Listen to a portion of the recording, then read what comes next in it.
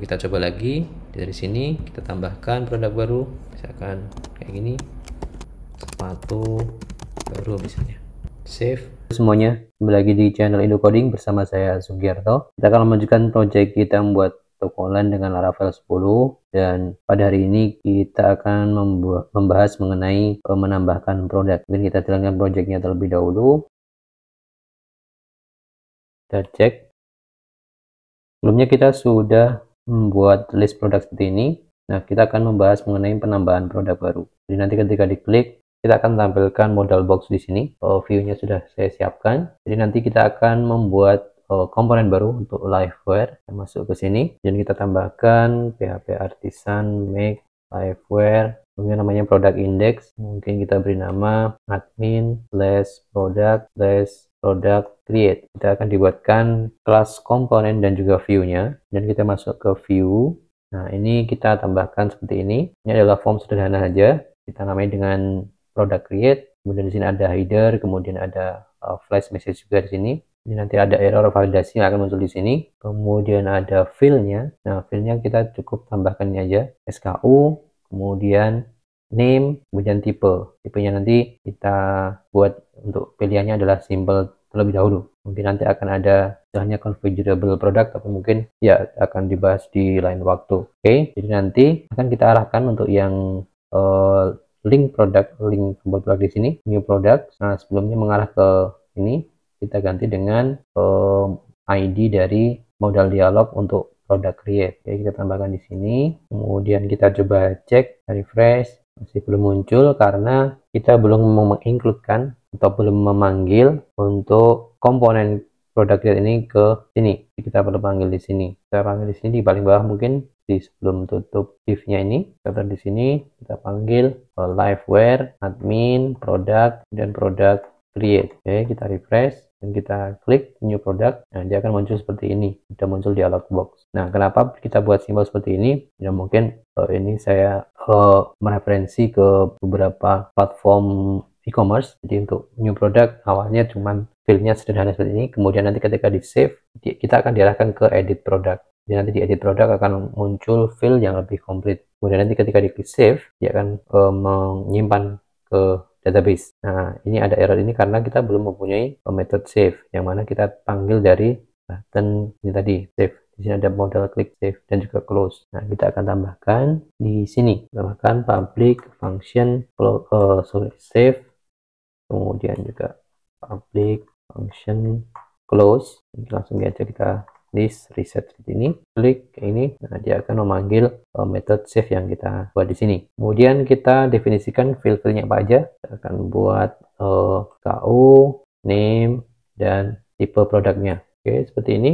Kemudian kita buat validasinya. Kita taruh di sini. Kita buat protected function roles. Return yang pertama adalah fill SKU, kita buat required, kemudian string juga, kemudian ada validasi unique, tabelnya adalah shop products, kemudian SKU. Oke, kemudian untuk yang lain, fill yang lain, name kita buat required juga tapi tidak perlu unique. Kemudian untuk fill yang tipe sama type required string. Oke, berikutnya untuk ngetes validasinya kita coba ini. Misalkan params adalah this validate. Oke, kita coba new product, kita klik tombol save. Nah, muncul validasi seperti ini. Kalau kita cancel, dia akan close untuk modal dialognya. Oke, kita lanjutkan prosesnya. Ketika ini misalnya save, nah ini masih ada error karena kita belum pilih ini tipenya. Kita pilih tipe, kita save, yang nggak ada error, berarti udah sampai sini harusnya. Kita coba debug params. Nah, dia udah masuk ke sini datanya. Nah, kemudian kita panggil if product create params, jika sukses maka nanti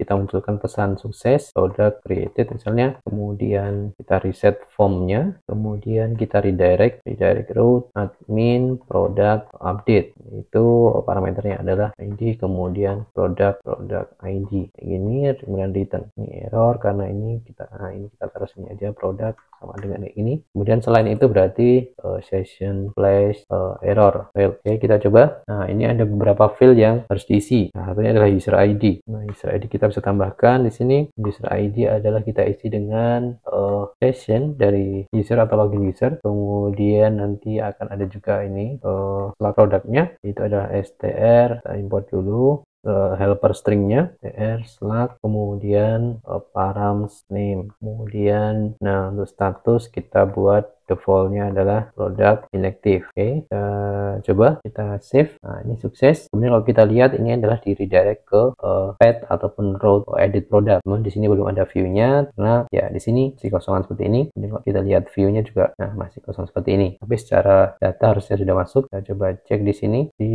show product. Nah, ini adalah yang terbaru hari ini. Jadi memang untuk yang bagian form ini ada mengisikan isian yang utama aja, SKU, name dan tipenya. Untuk yang isian lengkapnya akan diarahkan ke form edit product. Baik, kita lanjutkan. Kita masuk ke form product update di sini. Nah, di sini saya view-nya juga sudah saya siapkan. Untuk view-nya nah, ini ada variable product yang error karena di view saya memanggil variable product, tetapi di bagian product update di sini kita belum melempar ataupun mengirimkan data atau variable. Kita akan tambahkan beberapa properti yang dibutuhkan atribut di sini.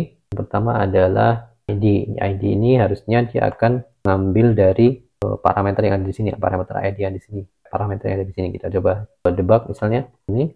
Dia otomatis akan mengambil yang ada di sini. Oke, kita lanjutkan. Kemudian juga saya akan membuat properti atau atribut produk datanya.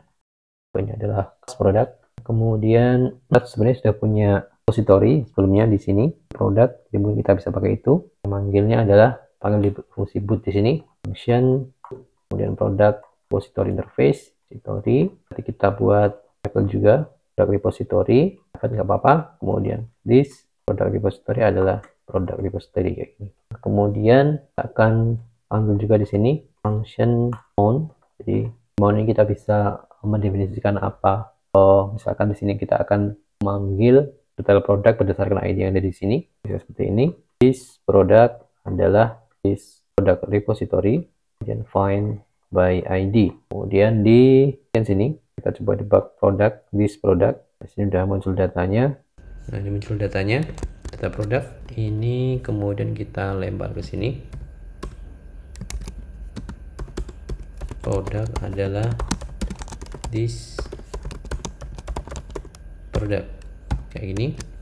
Oke, nah tampilannya akan seperti ini. Sementara mungkin belum semua field kita bahas, jadi cukup ada ini yang inti-inti dulu aja. Kemudian bagaimana kita menampilkan field atau data-data produk yang berdasarkan ID yang kita pilih ini. Dia harusnya muncul SKU. Di sini ada SKU yang ID produknya ini. Begitu juga nama dan seterusnya.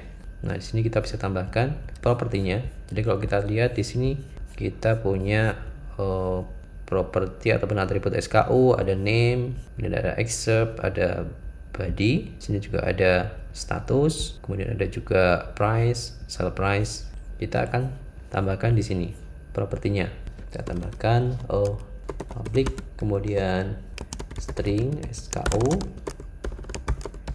kemudian name, excerpt, kemudian body, kemudian status, kemudian untuk harga kita menggunakan float aja, price dan sell price.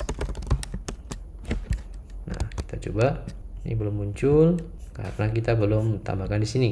Kita bisa set di sini this SKU adalah this product SKU, kemudian this name adalah this product name, kemudian this excerpt adalah this product excerpt, kemudian this body sama juga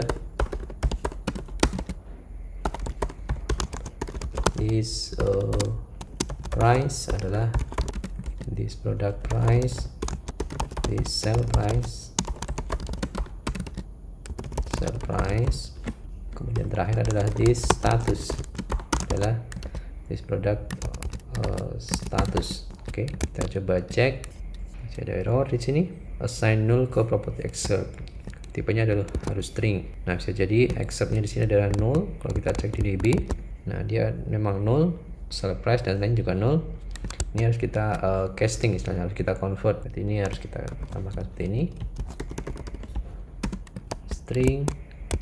Nah, body juga sama, price nya juga sama. Kita buat float price, seller price nya juga sama, float kayak gini. Ya udah. Oke, kalau sudah muncul, name udah, deskripsi memang belum ada, deskripsi detailnya belum ada juga, status inactive, price nya karena memang 0 jadi convert menjadi 0. Nah, sekarang adalah bagaimana ketika kita melakukan perubahan di sini, kemudian kita save change kayak ini, atau mungkin melakukan perubahan di sini yang sudah ada kita ubah harganya, misalkan sebelumnya 0 kita setting berapa kayak ini, harusnya ketika kita save maka perubahannya akan tersimpan sama seperti sebelumnya. Save change ini harus ada function yang melakukan prosesnya. Nah, ini kita namakan dengan update. Kita cek di sini, ini ada tombol save change, kemudian akan mengarah ke wire click update. Jadi kita harus mempunyai update public function. Nah, kita mungkin juga perlu validasi juga, this validate. Di sini kita perlu definisikan lagi rules-nya, protected function rules. Nah, untuk rules-nya kita akan buat seperti ini. Jadi mungkin hampir mirip dengan yang sebelumnya, SKU, required, dan seterusnya. Tambahan beberapa validasi kayak price, sell price kayak ini. Oke, kita coba validasinya apakah berjalan. Sudah bisa hit sini. Oke, ini harusnya return, benar, return SKU ini, protected, benar. Oke, kita coba public. Oke, yang ini protected. Oke, mungkin kita coba kosongi yang lain, yang required. SKU nya kita kosongi coba. Oke, udah muncul validasi ini. Bagian atas muncul error kayak gini, di bagian SKU juga muncul seperti ini. Kita coba debug params. Berarti validasi untuk inputan sudah berhasil. Kita bisa lanjutkan ke proses update nya. Nah, kemudian di sini kita bisa menggunakan kayak gini, atau mungkin menggunakan transaction. Suatu saat mungkin kita akan menambahkan beberapa step update ke database, jadi perlu kita menggunakan DB transaction. Caranya gini, use params kayak gini, kemudian this product update params kayak gini, kemudian return, atau gini harusnya bisa kayak gini. Kemudian di bawahnya di sini if update-nya sukses, maka tampilkan session flash sukses, kemudian product updated, dan return kayak gini. Kemudian jika error maka tampilkan error